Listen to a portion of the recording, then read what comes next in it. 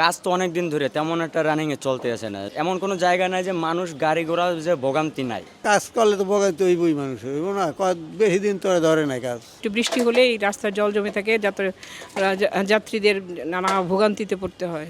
এলাকায় বৃষ্টির সময় অনেক কষ্ট হতো আগে, আর এখনও হয়। কাজ তো অনেক দিন ধরে তেমন একটা রানিংয়ে চলতে আসে না, যদি এটা রানিংয়ে চলে কেন অনেক যাতায়াতের রাস্তায় এলাকারা অনেক ভিতরের জায়গা আছে, মানুষজন বাইরেই তো অনেক কষ্ট হয়। চারো সাইডের রাস্তা বন্ধ করা, এমন কোনো জায়গা নাই যে মানুষ গাড়ি ঘোড়া যে ভোগান্তি নাই।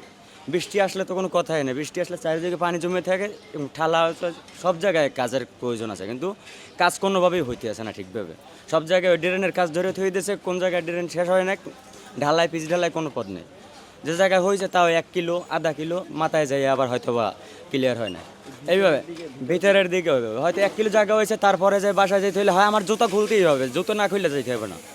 এইভাবে হয়তো বা রাস্তাটা হয়েছে। দেশগ্রামের সেই হয়তো বা এই এলাকার রাস্তাটা বেশি খারাপ, দেশগ্রামে এতটা খারাপ নাই হয়তো বা এখন দেখা যায়। এখন তো ভোগান্তি গিয়েছে, কাজ করলে তো ভোগান্তি হইবই, মানুষ হইব না, বেশি দিন তোরা ধরে নাই কাজ।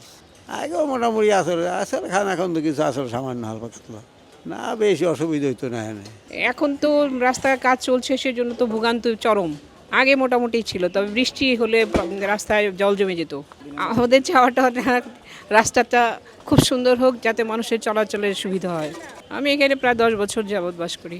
10 বছরের প্রথম দিকে রাস্তা ভালো ছিল না, মাঝখানে ভালো হয়েছিল, কিন্তু জল জমে থাকে, একটু বৃষ্টি হলেই রাস্তায় জল জমে থাকে, যাতে যাত্রীদের নানা ভোগান্তিতে পড়তে হয়। রাস্তাটা সুন্দর হলে ভালো হয়। এই যেমন একটা স্টুডেন্ট, সে বৃষ্টি নামলেই যেতে তার খুব কষ্ট হয়, জামা কাপড় ভিজে যায়, ক্লাস করতে পারে না, এরকম আর কি। এরকম প্রত্যেকেরই এই সমস্যায় আছে। তো এরটা আগের অবস্থাটা কিছুটা খারাপ ছিল, কারণ আগে পানি জমতো অনেক বেশি, আর রিসেন্টলি এই কাজটা শুরু করা হয়েছে, যেটা এখনও চলমান। ভোগান্তি পূর্বে আরও বেশি ছিল, আর এখন অবশ্যই রাস্তা কাটার জন্য তো একটু বেশি হবেই। এখন আমরা আশা করছি যে যতটা তাড়াতাড়ি সম্ভব এটা সংস্কার সম্পূর্ণ হোক। কাজটা মূলত প্রায় 2 সপ্তাহর অধিক হয়ে গিয়েছে অলরেডি, এখন বাকিটা আসলে আমাদের জানা নেই। সুয়ারেজ লাইনে পাইপ লাইন বসাইতেছি, ক্যাসপেটের পাইপ বসাইতেছি, রাস্তা ঢালাই করবো।